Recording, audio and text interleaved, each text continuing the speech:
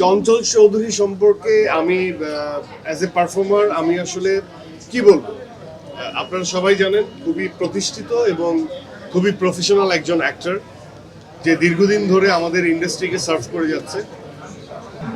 দম it's a metaphor, মানে অনেকগুলো দম যখন এক হয় তখন আসলে দমদার হয় জিনিসটা। আসলে দমটা ওই বলে না যে অনেকগুলো লাঠি যখন একযোগ হয় তখন ভাঙাটা খুব কঠিন হয়। দমটা হচ্ছে এরকম, ইটস এ মেটাফোর যে যে কোনো কিছু করতেই একাগ্রতা লাগে এবং দম লাগে। তো আমরা একাগ্রতাকেও এই যে আমি আমি ধরে আমি আমি মানে একদম নিজেকে স্থির করে ফেললাম যে না আমার এটাকে করতেই হবে। তো ওই যে স্থির করে ফেলার জন্য কিন্তু দম লাগে। তো এটাই। আর বাদ বাকি তো আপনারা কি দেখেছেন দম? সুজিতকে এখনো দেখেন নাই?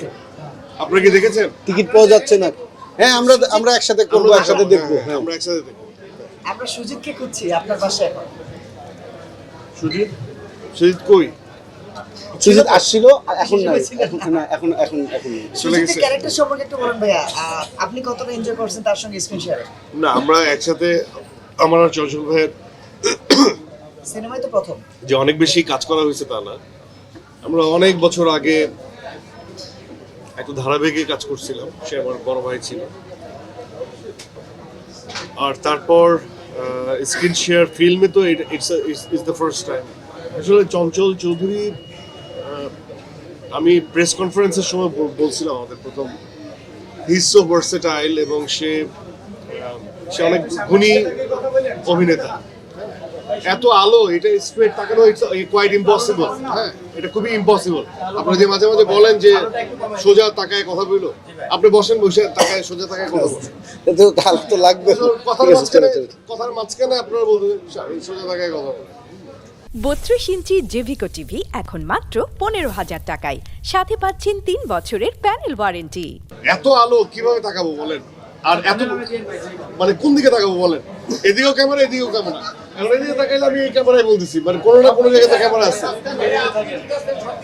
হ্যাঁ, আবার প্রশ্ন করতেছে এইভাবে, তুমি ওই জায়গায় যাও, তুমি ওই জায়গায় চলে যাও, তাহলে তোমার দিকে তাকায় কথা বলবো।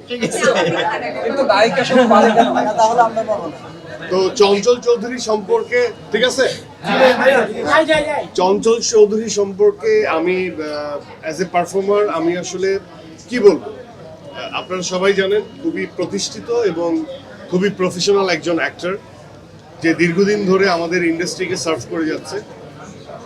এবং তার সাথে আমার এই প্রথম সিনেমাতে screen share, and as a co artist খুবই ভালো।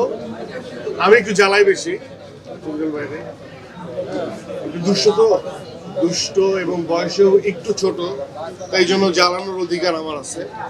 হ্যাঁ, বয়সে একটু ছোট, খুব বেশি ছোট তো না। ভাইয়া একটু যদি জানতে চাই যে ঈদকে কেন্দ্র করে কালকে ঈদ গেল, আজকে সিনেমা হলে পরিবারকে কি সময় দিয়েছে? সবসময় তো পরিবারের মধ্যেই আছে।